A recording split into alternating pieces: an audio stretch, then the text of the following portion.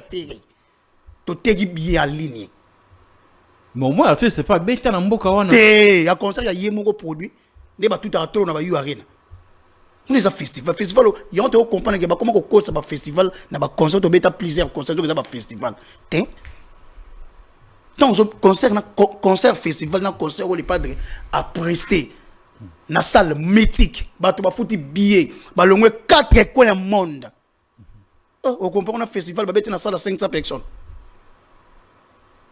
Et ça vertige, il y a un récit, il y a un concert, il y a faire. Un directeur, il y a solo, il y a la bêtise, il y a ça qui fait. Il a réussi à faire banga. Il a réussi à faire concert à faire déranger bino. Il a réussi à faire bouton à moi. Pour ce bino, il va faire été. Quand tu tombes dans petit Genève Arena, papa, ce va fort. Ça les awana, il y a rien à se dire, il y a Genève. Ah, tu as daté.